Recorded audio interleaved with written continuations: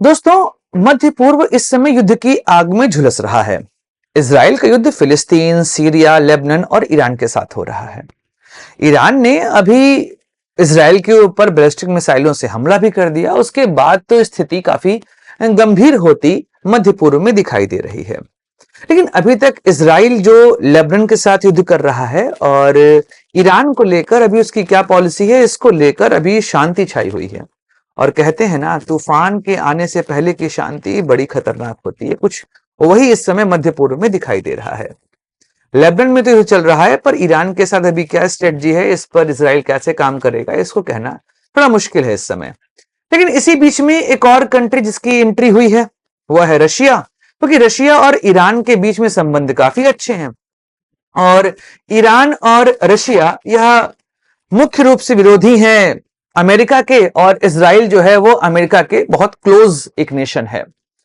ऐसे में माहौल फिर से शीत युद्ध का बनता चला जा रहा है। क्या रशिया और अमेरिका एक बार फिर शीत युद्ध में जाएंगे, जैसे कि वो 1950 से 1990 के दौर में रह चुके हैं? क्योंकि पूरे विश्व ने उस शीत युद्ध के तप को या ताप को महसूस किया था। शीत युद्ध पर पूरा विश्व इसके थ्रू गर्म हो रहा था।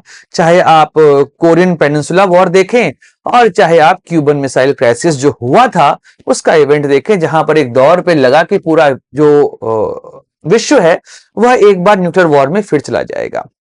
आज डिस्कस करेंगे पूरा इसी संबंध में कि आखिर ईरान रशिया एलाइज क्यों हुए और रशिया और इजराइल के बीच में दिक्कतें कहां हैं। पूरी बात आज हम लोग यहां समझेंगे। नमस्कार दोस्तों, मैं सुधांशु और आप देख रहे हैं बेसिस की पाठशाला।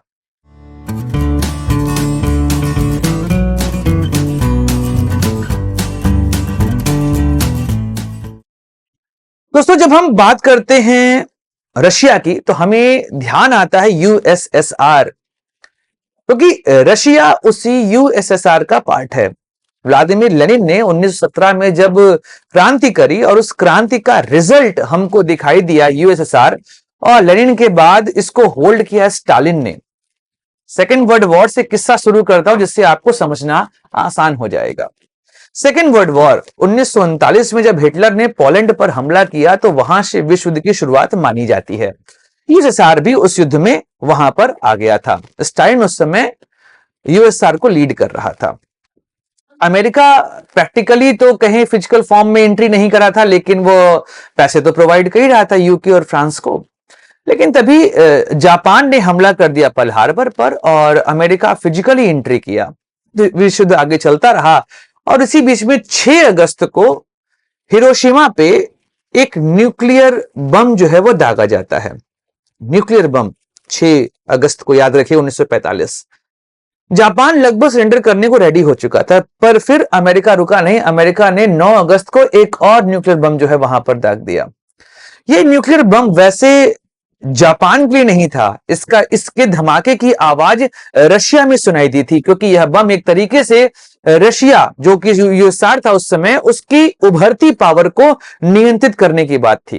क्योंकि पता चल चुका था कि स्टालिन भी उस दौर में न्यूक्लियर वेपन जो है वो तैयार कर रहा है, और यहां से विश्व जो है वो 2 धड़े में बंटता हुआ दिखाई दिया। क्योंकि स्टालिन, जिसकी सरकार मार्क्सवादी आंदोलन के आधार पर आधारित थी, वह वहां पर एक कम्युनिस्ट गवर्नमेंट चला रहा था।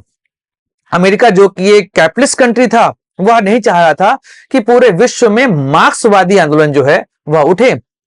इस तरीके से अमेरिका और यूएसएसआर के बीच में एक आइडियोलॉजिकल बैरियर बन गया, और यहां से विश्व युद्ध की जो आपके शीत युद्ध की शुरुआत मानी जाती है। अब इसमें क्या हुआ कि 1948 के समय, जिस समय इजराइल का फॉर्मेशन हुआ और इजराइल एक देश के रूप में फिलिस्तीन के बीच में उभरा, वहां से अमेरिका ने इजराइल को समर्थन देना शुरू किया।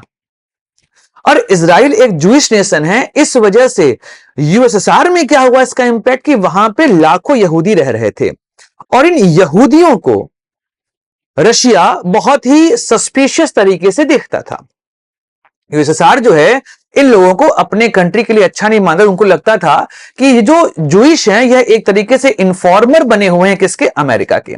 ऐसे में इन यहूदियों के देश से निकलने, मतलब अमेरिका जाने और इजराइल जाने पर प्रतिबंध लगा दिया गया है। इनके वीजा जो है वो कैंसिल कर दिए गए।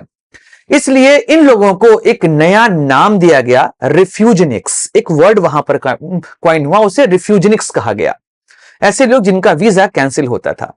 यहां तक कि स्टालिन के दौर में यहूदियों की नौकरी में भी डिस्क्रिमिनेशन किया जाता था। ऐसे में यहूदी, क्योंकि इजराइल एक यहूदी देश है, उसने जब देखा कि रशिया में यहूदियों के साथ सुलूक अच्छा नहीं हो रहा, तो संबंध यहां से खराब होने शुरू हो चुके थे। अब आते हैं वर्तमान समय में। अब आपको बैकग्राउंड समझ में आ गया कि इजराइल और रशिया के बीच में जो संबंध खराब है, इसके पीछे अमेरिका एक मुख्य कारण रहा है, जो शीत युद्ध के समय दिक्कतें वहां चल रही थी। अब आते हैं वर्तमान समय में कि अब वर्तमान समय में क्या हो रहा है। इसके लिए हमको समझना पड़ेगा रूस और यूक्रेन युद्ध को। देखिए, रूस और यूक्रेन युद्ध के पीछे जो शुरुआत था वो 2014 में जब क्रीमिया क्राइसिस हुई थी, वहां शुद्ध शुरू हुआ। उसके बाद जब यूक्रेन ने कहा कि हम भी नाटो के पार्ट बनेंगे, तब रशिया ने इसका अपोज किया। जब रशिया इसका अपोज करना शुरू करता है तो युद्ध की शुरुआत होती है। रशियन आर्मी जो है यूक्रेन के एरिया में एंट्री कर जाती है, और इसी बीच में यूक्रेन को एक्टिवली समर्थन देना इसराइल ने शुरू कर दिया। यहां पर रशिया ने इसराइल को चेताया कि तुम यूक्रेन का समर्थन यहां पे ना करो, लेकिन इसराइल ने अपने वेपन यूक्रेन को देने शुरू कर दिए और रशिया इससे बिफर पड़ा। इधर आप देखेंगे मिडिल ईस्ट में क्या हो रहा था। सीरिया में हिजबुल्लाह का कई सारा नेटवर्क वहां पे काम करता था और इसराइल उसके अगेंस्ट में लगातार एक्टिव था। और उधर सीरिया की बशर अल असद गवर्नमेंट को सपोर्ट कर रहा था रशिया। यहां से इसराइल और रशिया के बीच में एक और कॉन्फ्लिक्ट स्टार्ट हो गया। उधर यमन की बात करें तो वहां पर हुती विद्रोहियों को भी रशिया सपोर्ट कर रहा था। यह एक और समस्या क्रिएट कर दे मिडिल ईस्ट में। रही सही कसर ईरान और रशिया के बीच जो संबंध बने, उसने और पूरी कर दी। हुआ यह कि ईरान और रशिया दोनों का कॉमन एनिमी है अमेरिका। अमेरिका का अलाई है इसराइल। तो ऐसे में यह दिक्कतें और बढ़ने लगी। इधर क्या हुआ कि रशिया और ईरान के बीच में इकोनॉमिक कोऑपरेशन और मिलिट्री अलायंस हुए। जिस समय रशिया और यूक्रेन में युद्ध हो रहा था, उस दौरान भी ईरान ने अपने कई सारे वेपन रशिया को सप्लाई किए, क्योंकि उनके बीच में मिलिट्री टाई अप हो चुका था। इधर ईरान को लगातार समर्थन दे रहा था रशिया, क्योंकि ईरान के पास एयर कॉम्बैट के लिए अच्छे यान नहीं थे। इसको लेकर रशिया ने अपने हेलीकॉप्टर्स और फाइटर जेट जो है ईरान को प्रोवाइड कर दिए। इससे संबंध और खराब होने लगे। रही सही कसर अभी पूरी हुई जब रशिया के प्राइम मिनिस्टर मिखाइल मिशूस्तिन जो हैं वो पहुंच जाते हैं ईरान। और इसके बाद तो उन्होंने वहां पर कह भी दिया कि भाई, नसरल्लाह की जो हत्या की गई है यह पूरे तरीके से गैर संवैधानिक है, गलत तरीके से हुआ है।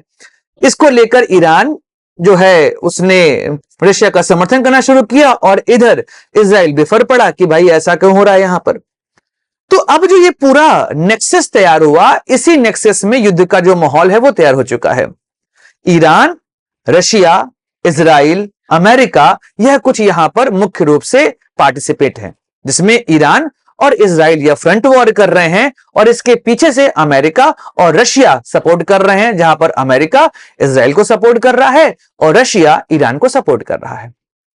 तो अगर हम इस पूरे वीडियो को समराइज करें तो हमें समझ में आता है कि रशिया और इजराइल के बीच में संबंध क्यों इतने बुरे हो चुके हैं। इसमें पहला जो कारण है वह है सीरिया, क्योंकि सीरिया में बशर अल असद गवर्नमेंट को रशिया ने सपोर्ट किया और इजराइल इसका अपोज कर रहा था। वहां पे हिजबुल्लाह का नेटवर्क था, तो एक दिक्कत यहां पर आई। दूसरा, ईरान और रशिया के बीच में जो मिलिट्री कोऑपरेशन है, इसकी वजह से भी रशिया और इजराइल के बीच में संबंध खराब हुए।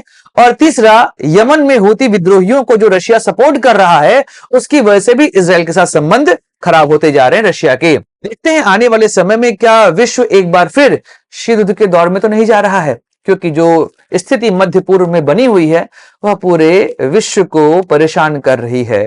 पूरे विश्व की इकोनॉमी ध्वस्त होती दिखाई दे रही है, और क्या पता आने वाले समय में वर्ल्ड वॉर 3 की संभावना भी यहां पर आपको दिखाई दे। फिलहाल उम्मीद करते हैं ऐसा कुछ ना हो, शांति की राह इसी बीच से निकले। दोस्तों, वीडियो समाप्त करते हैं, मिलेंगे अगले वीडियो में, चर्चा करेंगे किसी और मुद्दे की। लाइक करिए, शेयर करिए और सब्सक्राइब करिए इस चैनल को।